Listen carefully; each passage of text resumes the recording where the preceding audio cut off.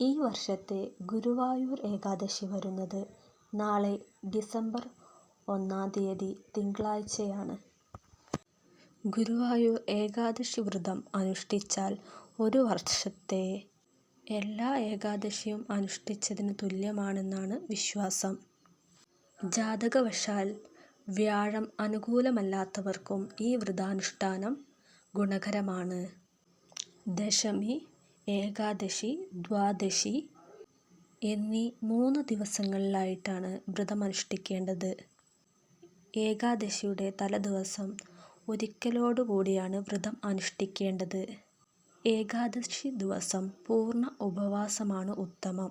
ഇതിന് കഴിയില്ലെങ്കിൽ അരിയാഹാരം മാത്രം ഒഴിവാക്കി ഓരോരുത്തരുടെയും ആരോഗ്യനില അനുസരിച്ച് വ്രതം എടുക്കാവുന്നതാണ്. വ്രതദിവസങ്ങളിൽ എണ്ണ തേച്ച് കുളിക്കരുത്. പകൽ ഉറക്കം പാടുള്ളതല്ല. ഓം നമോ ഭഗവതേ വാസുദേവായ. ഓം നമോ നാരായണായ. ഹരേ രാമ രാമ രാമ ഹരേ ഹരേ. ഹരേ കൃഷ്ണ കൃഷ്ണ കൃഷ്ണ ഹരേ ഹരേ എന്നീ മന്ത്രങ്ങൾ കഴിയാവുന്നത്ര ജപിക്കുന്നത് അത്യുത്തമമാണ്. ഏകാദശിയുടെ പിറ്റേ ദിവസം വ്രതം അവസാനിപ്പിക്കാവുന്നതാണ്.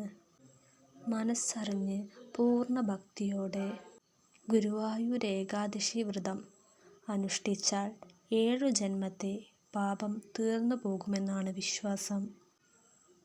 ആർക്കൊക്കെ ഏകാദശി വ്രതം അനുഷ്ഠിക്കാമെന്നു പറഞ്ഞാൽ, കുട്ടികൾ മുതൽ പ്രായമായ എല്ലാവർക്കും ഏകാദശി വ്രതം അനുഷ്ഠിക്കാവുന്നതാണ്.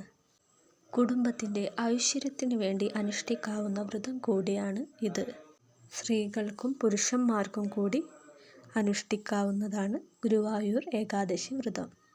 ഭഗവാൻ മഹാവിഷ്ണു മഹാലക്ഷ്മിയോടൊപ്പം മറ്റ് ദേവാദിദേവന്മാരോടുമൊപ്പം ഗുരുവായൂരിൽ എഴുന്നള്ളുന്ന ദിവസമാണ് ഗുരുവായൂർ ഏകാദശി ദിവസം എന്ന് പറയുന്നത്. അതുകൊണ്ട് തന്നെ ഈ ദിവസം ഗുരുവായൂർ ക്ഷേത്രത്തിൽ എത്താൻ കഴിയുന്നത് സുകൃതം തന്നെയാണ്. ഗുരുവായൂർ ക്ഷേത്രത്തിൽ എത്താൻ കഴിയാത്തവർക്ക് തൊട്ടടുത്തുള്ള മഹാവിഷ്ണു ക്ഷേത്രത്തിലും പോവാവുന്നതാണ്.